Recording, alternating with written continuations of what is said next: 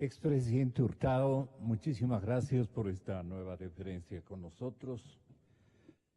Es muy importante tener a nuestros conductores históricos en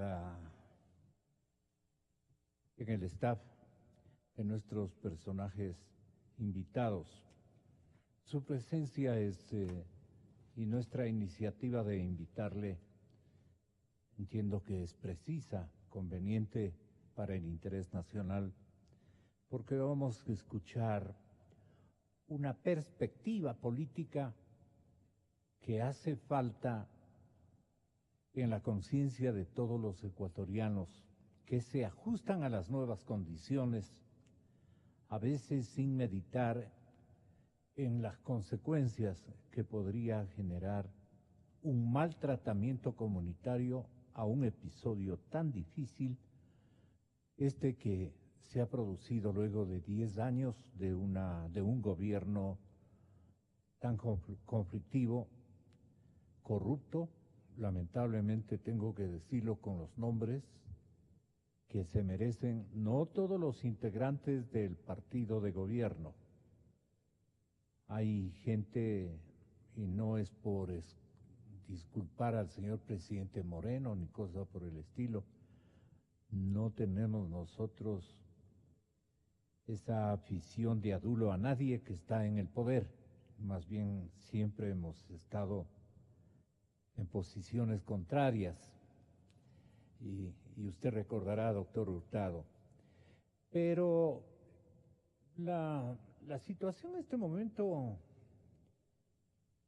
respecto de los indicios encontrados por la fiscal Salazar, que otorgan un escenario muy difícil para el vicepresidente Glass, porque ya no cuenta con el apoyo,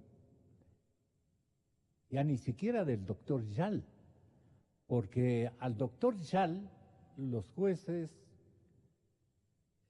y otras instancias de la función le pueden hacer reparos y le pueden decir, yo ya no puedo aceptar esa circunstancia, visto las evidencias o los indicios que tengo aquí en mis manos. Esta es una hipótesis de que el juicio continúe más velozmente como se amerita hacerlo. El señor presidente de la República decía ayer las siguientes partes de una locución semanal muy sensata, muy interesante y súper conveniente para el interés de la sociedad ecuatoriana. Moreno decía, otro tema que fue abordado por el de la corrupción, por ejemplo. Háganos, expresidente, con mi cordial bienvenida. Esto decía anoche el presidente Moreno. Servimos al mandante, que son ustedes, y no a ninguna vanidad personal. Cuando lo personal se antepone a lo público, entramos en el fangoso terreno de la corrupción. Hemos dado muestras de que no encubriremos a nadie y ratificamos ese compromiso. Por supuesto, no a la venganza, sí a la justicia, no a la persecución ni a la impunidad. Como sociedad necesitamos combatir la plaga de la corrupción, que es provocada por la ambición voraz de dinero o también, por supuesto, de poder. Invito una vez más a todos los ciudadanos a denunciar cada caso de ilegalidad que pueda ser documentado. En esto ha sido el presidente Moreno bastante coherente. Desde que nos mencionó esto, incluso nos otorgó lo que nosotros en ese tiempo le consumimos como autorización, visto que los 10 años se necesitaba autorización para más o menos mencionar algo que refiera a la corrupción, jugándonos, perdone a la vulgaridad, expresidente, jugándonos el pellejo, pero no quedaba más y lo cumplimos. A mí me gustó esta parte de que habló de la lealtad. Mire usted. La lucha contra la corrupción no admite lealtades malentendidas. La lealtad, queridos amigos, no es obsecuencia. Lealtad no es la sumisión del mafioso al capo, ni defensa al amigo vivaracho. La única lealtad que existe es a la honestidad, a la transparencia, a la justicia, al trabajo por los más necesitados. Le pasa diciendo, ¿no?, de alguna manera vivaracho a alguien, y capo a alguien. Esto es innegable y así lo entendió la comunidad. Y hubo el tema económico, donde el mandatario enfatizó que en materia económica no va a darse un paquetazo, que era la propaganda que venía procedente desde Bruselas. Sin embargo, hemos estado transparentando la situación económica, que es muy compleja y muy difícil, la que está viviendo el país, dijo el presidente Moreno en su tertulia de la semana. Y esto de la consulta, que me parece importante también. Hay mucha gente con pensamiento y con crítica, con preparación, que dice se demora mucho Moreno en convocarla. Esto dijo de la consulta. Estamos analizando llamar a una consulta. El pueblo es nuestro mandante y él deberá pronunciarse sobre los cambios que se deben introducir para garantizar una democracia plena, sin caudillismos y con entidades transparentes que garanticen el control de lo público. Todo se hará para afirmar los derechos de cada ciudadano y de todos los colectivos, los pueblos y las nacionalidades. Bueno, el presidente estuvo atinado ya en el bosquejo general de sus preocupaciones y de su discurso de coyuntura. Está con las mejores notas. ¿Usted a cuánto llegó en la calificación general de popularidad en algún momento, doctor Hurtado? No lo recuerdo, pero no habrá sido buena, ¿no? No. Sí. Como sucede con todos los presidentes que cumplen con sus obligaciones. Claro. Y lo hacen honesta y transparentemente. Moreno la está cumpliendo y poniendo. Son aquellos. Y rescatando una calificación bastante buena. Son aquellos vivarachos. Son aquellos populistas. Los que consiguen altas calificaciones de aceptación pública. Esto es una primera consideración. Una segunda, ¿no? Depende del momento. El actual gobierno recién comienza, ¿no? Hasta este momento no ha tomado ninguna decisión importante, ¿no? Excepto el ambiente de tolerancia y de libertad que hoy vive el país, pero gracias a una concesión hecha a los ciudadanos, porque sigue vigente el régimen dictatorial, autocrático establecido por Correa. Y a propósito de su incluso con los mismos actores, ¿no? Incluso con los mismos actores, pero a propósito de sus reflexiones. Hay varios problemas que tiene que resolver el gobierno, y uno es restablecer la democracia. El régimen del Ecuador no es un régimen democrático. Es un régimen dictatorial, conformado por Correa para que le sirva a él. De por vida, porque decía que Alianza País iba a gobernar por centenares de años. ¿Y ese régimen le está sirviendo a Moreno también? Pero sin duda, lo que sucede es que el actual gobernante del Ecuador no procede, no se conduce, no hace las cosas, ni incurre en los abusos de Correa. Pero podría hacer exactamente lo mismo porque está facultado a gobernar dictatorialmente el Ecuador. ¿Qué pruebas tiene de aquello?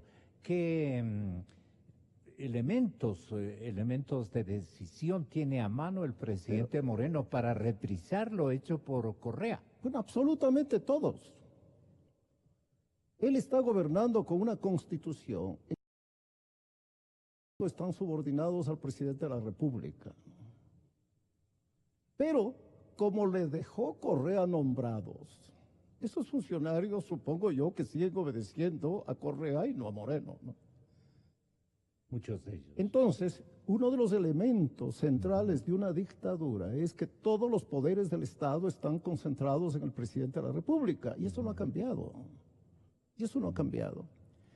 Pero vayamos adelante. Perdone, lo que importa entonces... Solo por hacer una comparación histórica, cuando falleció el personaje al que tanto le recordamos, que fue su amigo personal. Pero era un presidente constitucional, pues. No comparemos. El presidente Roldós. No comparemos. Pues. Presidente Roldós primero. Pero ¿cómo quedó Carondelet tras el fallecimiento? Usted les pidió Pero no nos a desviemos. todos sí, pero vale la pena hacer una asociación de ideas. ¿Usted hizo lo que le está pidiendo este momento a Moreno que lo haga? No. Yo no. No confundamos, ¿no? A ver. Roldós era un presidente constitucional. La Constitución de 1979 era una constitución democrática.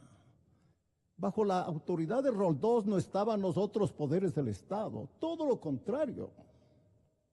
En la oposición estaban los principales partidos y líderes políticos del Ecuador, todos ellos con curules en el Congreso Nacional. No comparemos.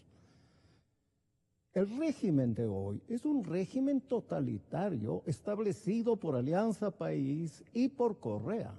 Y entonces el problema fundamental del país es derribar la dictadura de Correa y la dictadura de Alianza País y establecer la democracia.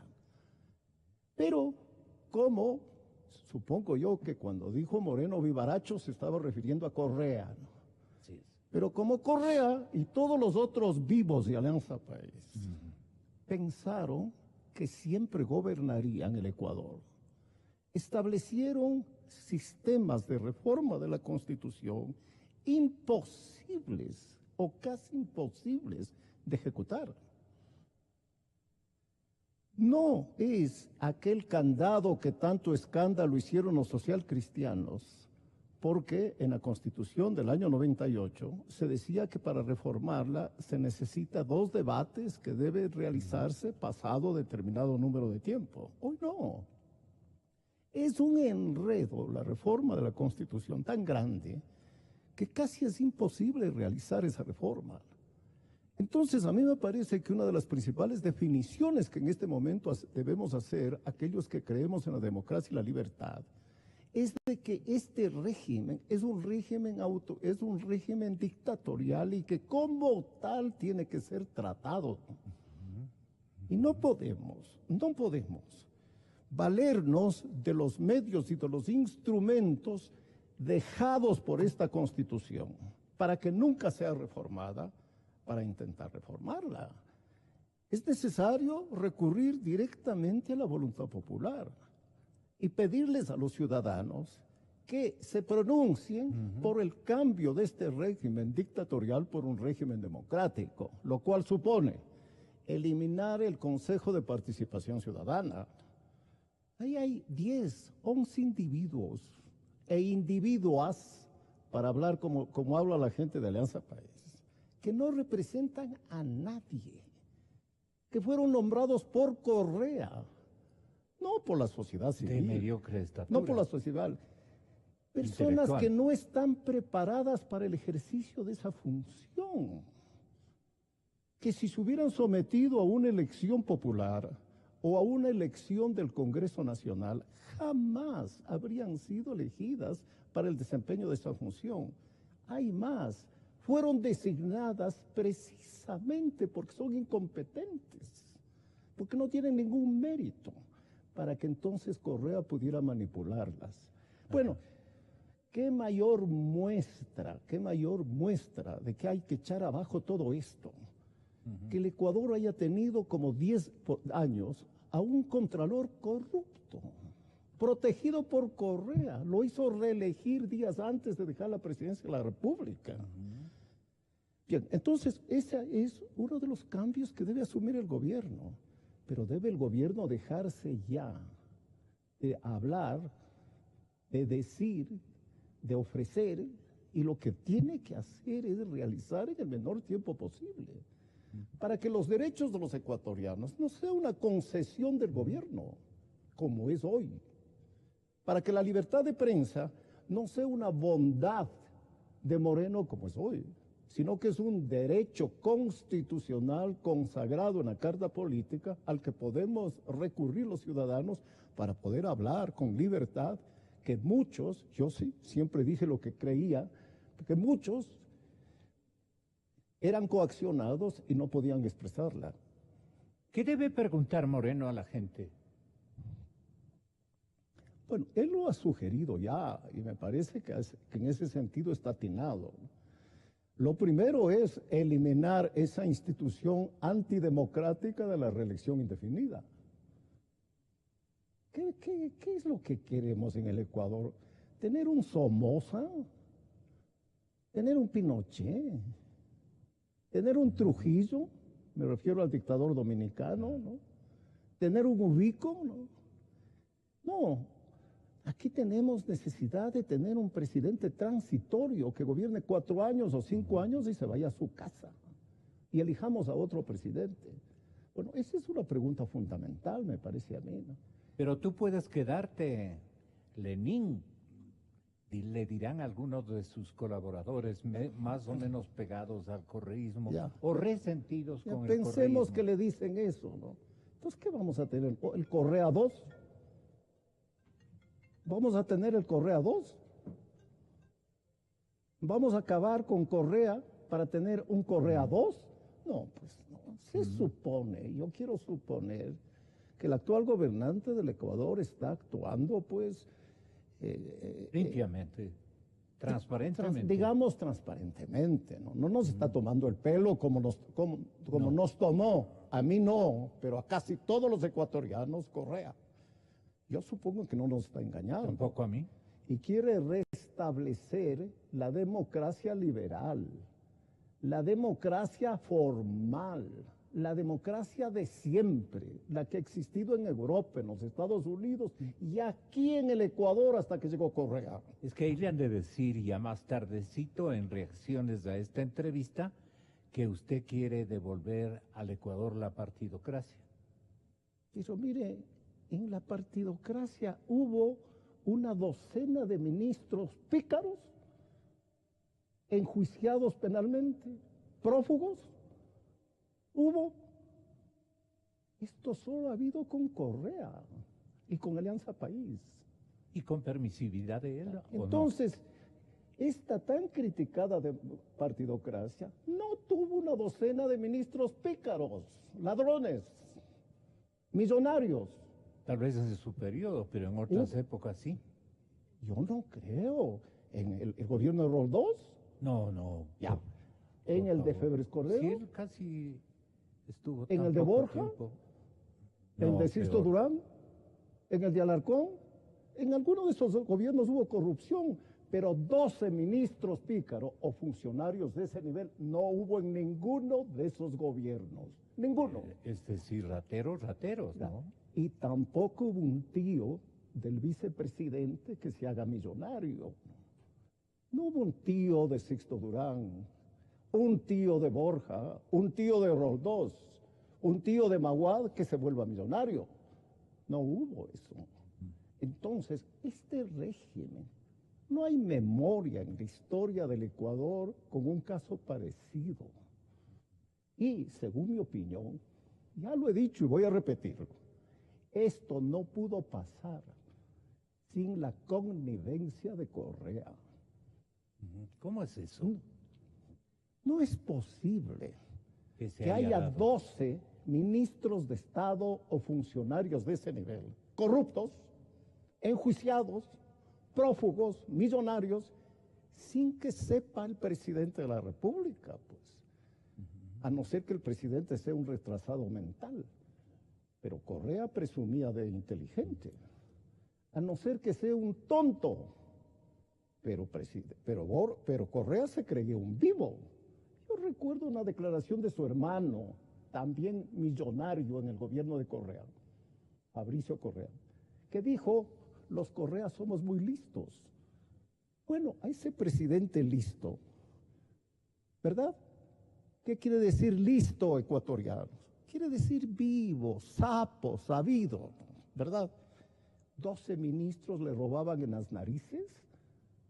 Un contralor cobraba comisiones. No, pues Correa debía estar informado de eso. Es imposible que no lo haya conocido. Pero no creo que haya dado el visto bueno, usted sí. Bien. Si Correa hubiera cumplido con sus obligaciones, Claro. de vigilar a sus ministros. ¿Usted cree que tantos ministros pudieron robar? Yo pienso que no. Pero vayamos más lejos, vayamos más lejos.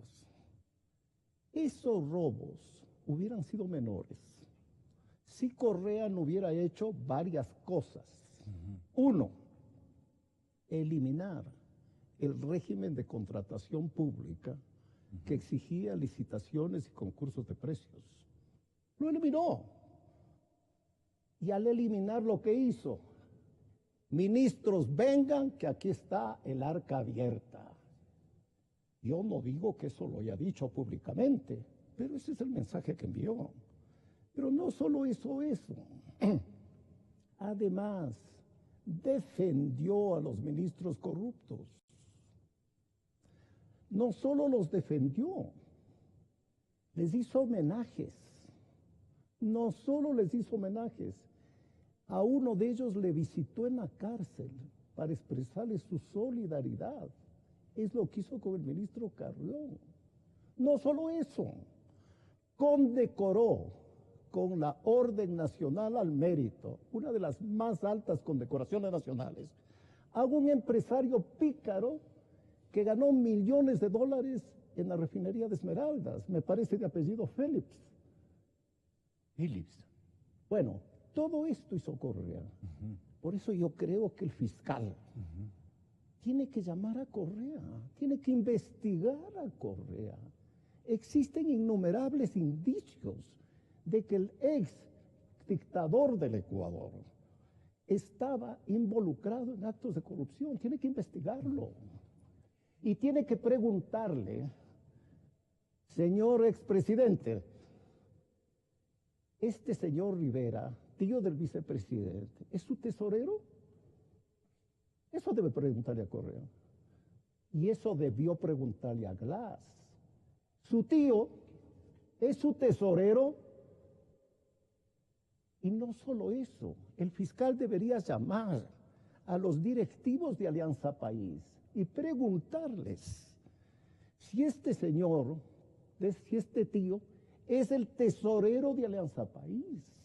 Porque hay declaraciones de funcionarios brasileños diciendo que este señor, Rivera se llama, Sí, pedía dinero para la campaña electoral de Alianza País. Bien, que vayan los directivos de Alianza para País. vidrio, decía. Que vayan y pregunten, y les pregunte si este señor es su tesorero. Porque ¿cree usted posible, Gonzalo, de que un señor X, un don nadie, sea titular de alrededor de 20 millones de dólares? ¿Por qué digo 20? Porque se publicaron noticias de depósitos que tenían bancos de Hong Kong por cerca de esa cantidad. Bien, ¿cómo consiguió ese dinero sin la ayuda de Correa, sin la ayuda de Glass y sin la ayuda de Alianza País? Imposible. Imposible. El modelo de contratación de obra pública, macro obra pública, tenía que pasar por la revisión del presidente de ese entonces, el presidente Rafael Correa. Encargado de firmar los contratos era su vicepresidente y antes su brazo derecho, que era el actual segundo mandatario en vacaciones.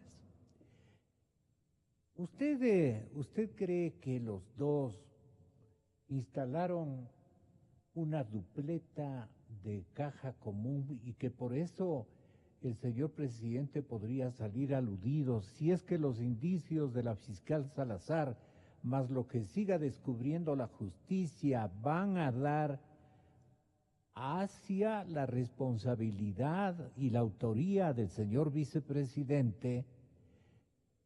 El que está en Europa se pondría o debe estar nervioso. ¿Por qué circunstancia? Porque sale a decir que él le apoya a su compañero de fórmula, a su compañero de papeleta, a su compañero de gestión política administrativa del Estado ecuatoriano durante tanto tiempo, a su ex coordinador y funcionario de altísimo nivel en la contratación de enormes obras que fueron financiadas en la época de mayores ingresos petroleros en el segundo boom, que a usted no le acompañó nunca, ni el primero ni el segundo. Se escapó de que le acompañara en el y de tener 80% de aprobación y de popularidad. Así es. Sí, a eso quería llegar.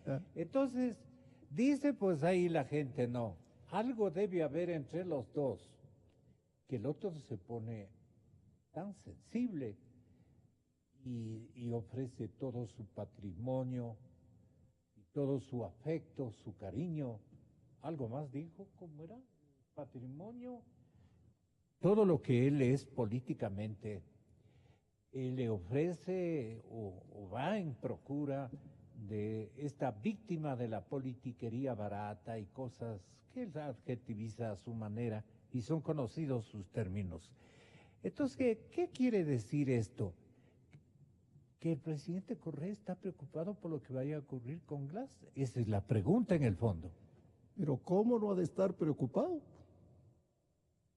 No debe dormir. Correa. Porque si Glass habla, es condenado como debe serlo, eso el 90% de los ecuatorianos lo consideran. Y no es que la justicia tiene que responder a lo que piensa el 90% de ecuatorianos. Es que los indicios, las evidencias de que Glass ha participado en esos actos de corrupción son innumerables. A pesar de que no se tome en cuenta otra. Estos empresarios corruptos de Kamenovska se llama, ¿no? Ellos declararon en los Estados Unidos que pagaron comisiones a un señor Vidrio. Y todos los ecuatorianos ya sabemos que Vidrio es Glass. Eso lo sabemos usted todos. Ya da por hecho de que Vidrio es Glass. ¿Usted cree lo contrario? Honestamente, a mí también se me pasa por mi mente aquello que usted cree. Pero es que no es que yo como periodista no puedo creer. No es que usted cree o yo creo. Claro. Eso consta en documentos. Consta en documentos que su alias, como es en el mundo del AMPA, ¿no? Hay un alias, ¿no? Que alias quiere decir video. Un apodo, ¿no? Claro. El apodo en el mundo de Odebrecht, de la corrupta empresa brasileña, el apodo de Glass era Vidrio, o sus iniciales, JG. Jorge se llama, ¿verdad? Sí. JG.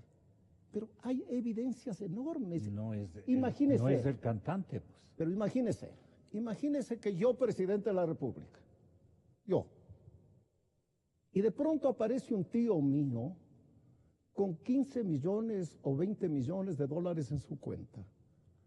¿Qué habría dicho Correa? ¿Qué habría dicho Alianza País? ¿Qué habría dicho usted y todos los periodistas ecuatorianos? Hurtado está robando, pues. Eso hubieran dicho ustedes. ¿Por qué hoy va el pueblo ecuatoriano a creer cosa diferente cuando además del tío de Glass tener esos millonarios depósitos, aparece pidiendo dinero en su nombre? Y no solo eso, sino que ¿cómo es que un tío mío iba a tener 20 millones? Con mi ayuda, pues. Nunca la tuvo.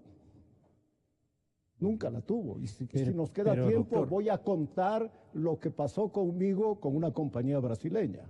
¿Qué pasó? Puedo contar, pero después. Pero después, ¿no? Entonces, además, existen ya declaraciones de que él consiguió ese dinero gracias a la influencia que tenía con un personaje del gobierno.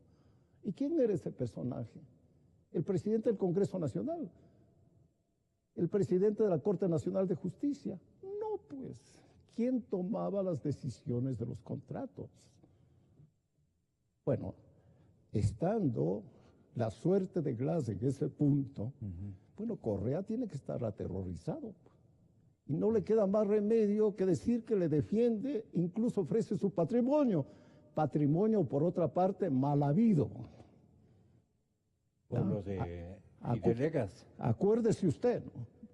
Ese patrimonio lo obtuvo no con su trabajo. Como los ecuatorianos honrados hemos formado un patrimonio, ¿no? Él lo obtuvo mediante una demanda al Banco del Pichincha por daño moral. Luego de haber reconocido que la deuda existía en el juicio. Pero no entremos en esos detalles, ¿no? No, hoy mismo es una forma de enriquecimiento de Correa, pues. Que el Estado le pague chofer, ama de llaves, secretaria y guardaespaldas. Dígame usted el nombre de un presidente de la partidocracia La cónsul dice que haya usted. tenido eso. Yo tenía 2 policías en mi casa, que Febres Cordero lo retiró 15 días después. Llevo 30 años sin secretaria, sin chofer, sin amas de llaves, sin guardaespaldas. ¿Cuánto le cuesta esto al Estado? Será un presupuesto de unos $500,000 mensuales, $300,000 mensuales, más de 3 millones, 4 millones de dólares anuales. Esa es una forma de enriquecimiento ilícito de Correa. Porque si de su bolsillo gastara, bueno, es una cantidad cuantiosa. Hay varias maneras de corrupción en el mundo moderno y esta que está practicando Correa es una de ellas. Lo que me asombra a mí es que un presidente que dice que quiere ser transparente autorice que se hagan esos pagos a Correa, que permita que se nombre a la secretaria de Correa como funcionaria de la embajada en Bruselas, al ama de llaves de Correa como funcionaria de la embajada en Bruselas y a su chofer como guardaespaldas en Correa. Bueno, está viviendo como un príncipe a costa de nuestro dinero, de nuestros impuestos. Vaya, eso es un abuso y más que un abuso es una inmoralidad. ¿Y qué conexión cree usted, expresidente Hurtado, que hay entre, o ha habido en el tiempo, en diferentes dimensiones de poder o de administración o de responsabilidad frente a instituciones primerísimas en el país, en el Ecuador, entre el expresidente Correa y el actual vicepresidente Glass, si usted lo considera todavía vicepresidente? Bueno, la prensa ha dicho que desde niños, para hablar lenguaje costeño, eran ñaños en los Boy Scouts.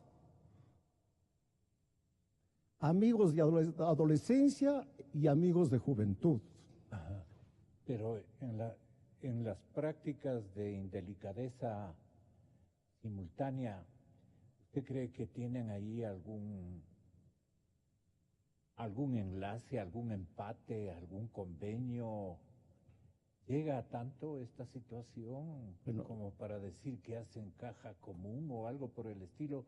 Como oigo, leo, escucho en algunos medios digitales especialmente. Para que los quiteños que me oyen y usted un poco aprecien la diferencia entre un presidente honesto y un presidente corrupto, voy a contar un episodio que sucedió en mi gobierno con una compañía brasileña igualmente corrupta llamada Andrade Gutiérrez. Claro. Bueno, esta compañía se inventó una carretera que no iba a ninguna parte en la Amazonía Sur, la Méndez Morona, y consiguió que un organismo de las Fuerzas Armadas la declarara obra de seguridad nacional. Al ser declarada como tal, no era necesaria una licitación. Se podía hacer contratación directa. Bueno, llegó a mi despacho el decreto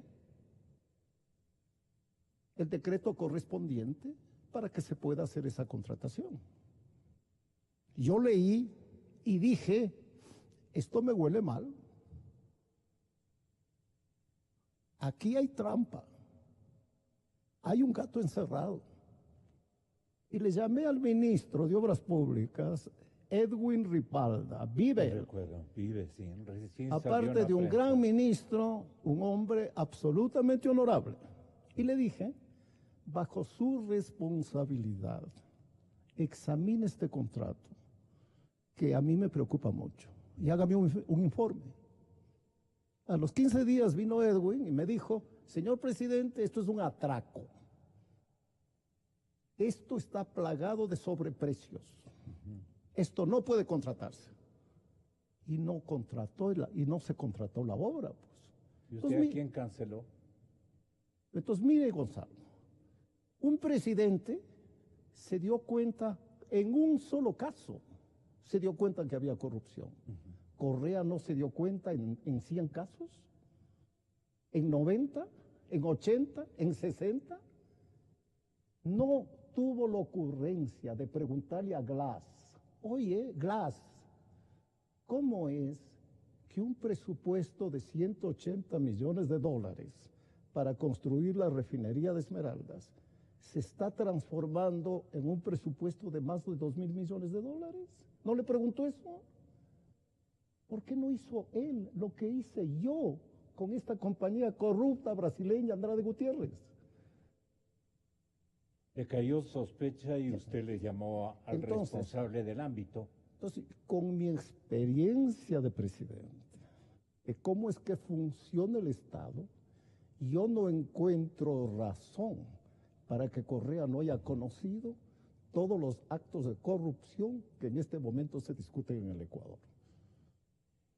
El señor expresidente Correa, ¿cree usted que ubicó a su vicepresidente Glass y antes de que sea su vicepresidente, después de que fue su vicepresidente, antes, le colocó en una dimensión de contratista número 1 de la obra pública de cosas gigantes? ¿Por qué? Porque él y no Osvaldo Hurtado, que aseguraba honorabilidad en toda el calendario. Para que suceda lo que sucedió, pues. Claro. Puso a su amigo. A su íntimo. A su pana. Pero seguramente. A su ñaño. Seguramente por garantizar que su ñaño no le va a defraudar haciendo las cosas que se supone ha hecho su pana, nuestro segundo mandatario en este momento. ¿Y por qué no le preguntó? ¿Y por qué no le preguntó esto tan elemental de que un contrato pase de 180 a 2.200 millones?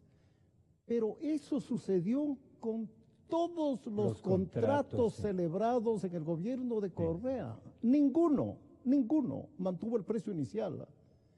¿Y sabe qué es? Porque uno conoce. Pero le pusieron 2 ceros, pues, ya, ¿qué 3 ceros. ¿Para qué sirven los aumentos de precios? Bueno, tú resuelves aumentar 100 millones y recibes 20 o 30. Eso es el modus operandi. ¿Y Correa no se dio cuenta de eso? Vaya a engañar a otro ecuatoriano que no sea yo. Usted no le cree. Lo que sucede es que todavía le tienen miedo. Sí. Todavía tienen temor porque saben que el fiscal es fiscal de Correa. Pues el fiscal Vaca era secretario o asesor de Correa. Mire, un presidente con sólidos principios morales no pone como fiscal a su abogado personal.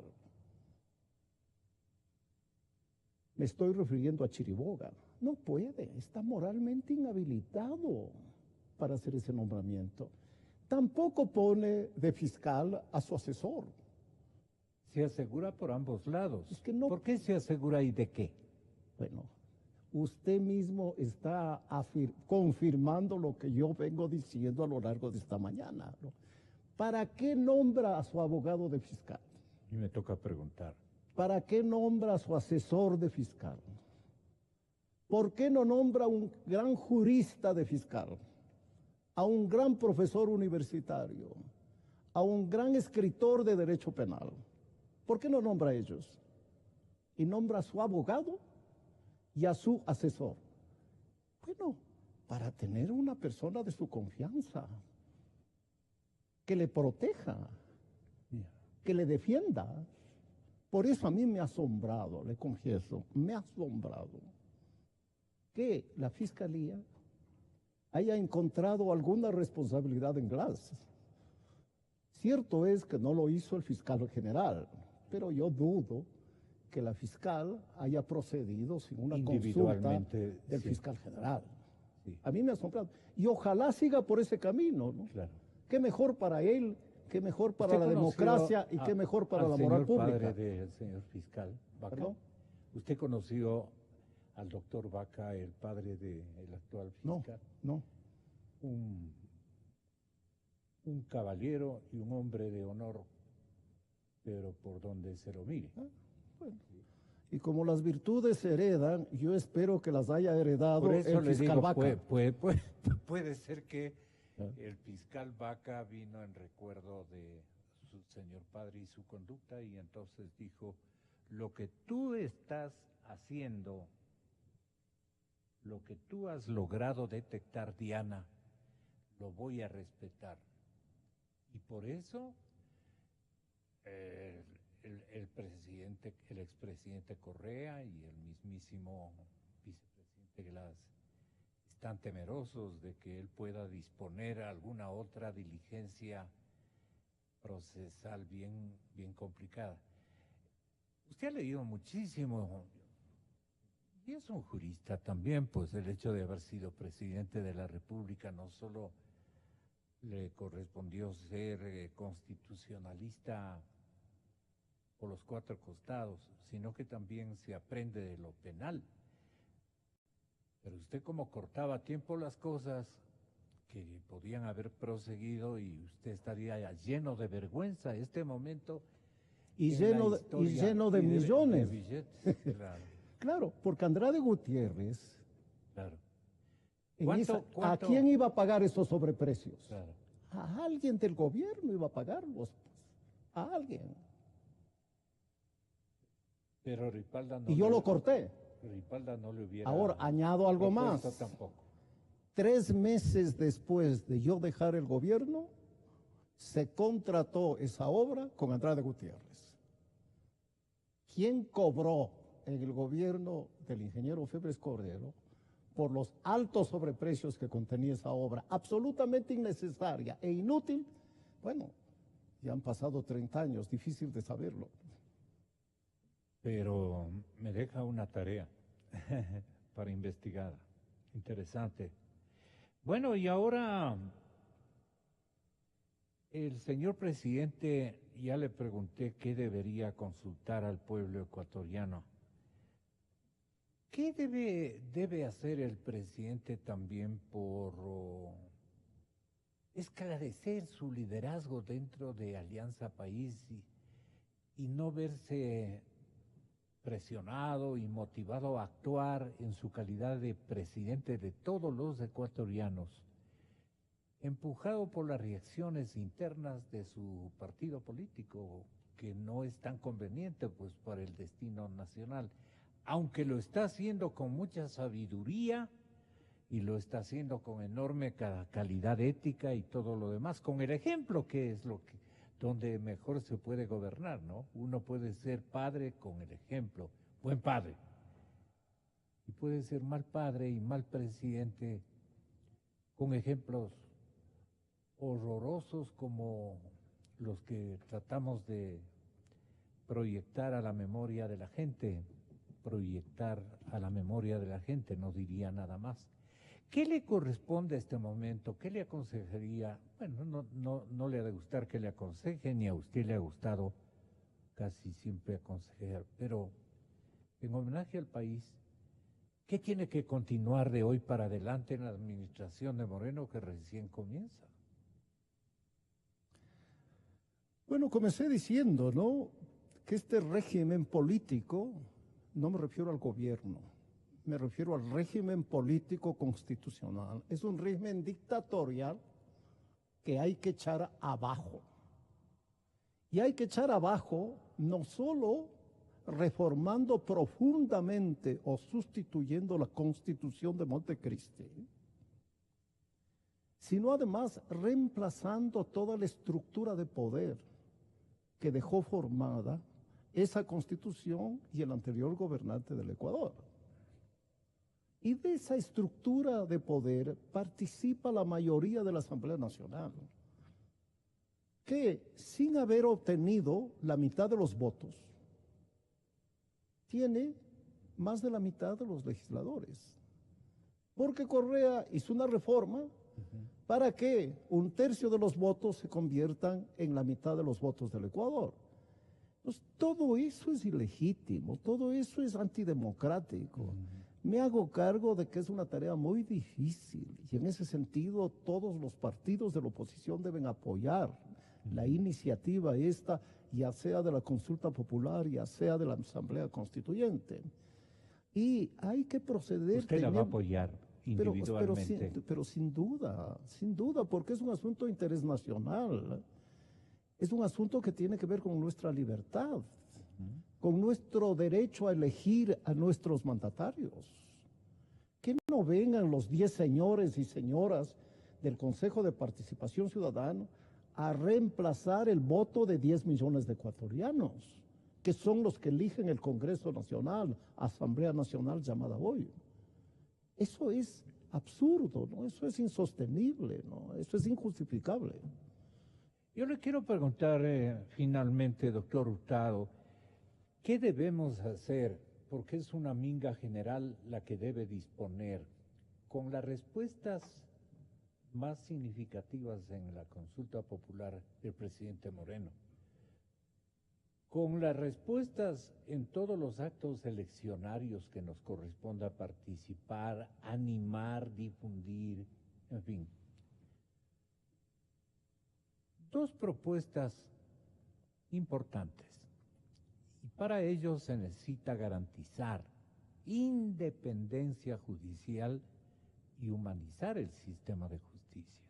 Sin eso, no vamos a poder nosotros, primero, inventariar los delitos de latrocinios cometidos. Hay una generación nueva de ecuatorianos vivarachos que se hicieron millonarios de la noche a la mañana, y usted lo ha denunciado ahora. Incluido el tío de Glass. Incluido el tío de Glass. Hay bastantes tíos, hay bastantes sobrinos, hay bastantes papás.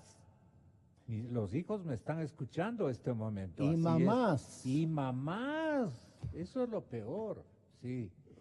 ¿Qué hacer con esta generación de vivarachos que ya les gustó la plata? Por poner en estos términos lo que han hecho en otros países. ¿Hay alguna cosa que copiar o alguna cosa que aprender en el escenario ecuatoriano? Con eso me despido agradeciéndole, doctor. A problemas excepcionales, respuestas extraordinarias, ¿no? Algo de eso he venido diciendo a lo largo de la entrevista, ¿no? Este no es un régimen democrático y por tanto no debe ser tratado como un régimen democrático. Para que no se malinterprete, no me estoy refiriendo al gobierno, sino me estoy refiriendo al régimen político. No a la persona del presidente Moreno, sino al régimen político. Entonces, eso hay que echar abajo. Hay que poner fin a buena parte de las autoridades designadas por Correa. Pues. El presidente de la Corte Nacional de Justicia fue el juez que ilegalmente dobló la indemnización de Correa en el juicio contra el Banco de Pichincha, en un juicio de casación. No puede continuar eso. No puede continuar en la justicia los jueces que persiguieron, ¿no? a Villavicencio, a Jiménez, y al exdiputado del PRE, ¿no? Se me escapó el nombre en este momento, ¿no? Galo Lara. A Galo Lara, ¿no? Lo que hizo Correa con Galo Lara es inicuo. Lo llevó a la cárcel por pura venganza política. A un hombre inocente le llevó a la cárcel. Le imputó un asesinato. ¿Por qué? Porque Lara hizo antes lo que después hizo Villavicencio y Jiménez. Descubrir la corrupción del gobierno de Correa. La venganza de Correa fue vincularlo a un juicio. Por ejemplo, el fiscal Vaca debería llamar al fiscal Chiriboga a preguntarle si recibió órdenes de Correa en el caso Lara. Y al juez que sentenció a Lara debe preguntarle lo mismo. ¿Por qué digo yo esto? ¿Por qué digo esto? Porque como todo se conoce, se sabe, o se dice, o he escuchado, que Chiriboga fue reticente a inmiscuir a Lara en ese delito. Bueno, que le pregunte. Y yo no estoy diciendo algo que esté fuera de la realidad. Acaban de publicarse documentos de que Correa ordenaba a los jueces. Pero ni siquiera hace falta documentos. Acuérdese usted que en las sabatinas les daba órdenes a los jueces. Solo tienen que reproducir, el fiscal solo tiene que reproducir las sabatinas. Y anular todo. Y ahí tiene ya un indicio de cómo Correa intervenía en la justicia. Otro delito por el cual tiene que ser investigado Correa. Y naturalmente, a propósito, ¿a quién puso de presidente del Consejo de la Judicatura? A su secretario particular. Eso no hace un presidente honorable. No puede poner a controlar la justicia a su secretario particular, ¿no? Eso solo hace un presidente que quiere manejar la justicia. Y eso hizo, pues ya está demostrado documentalmente, Correa a través de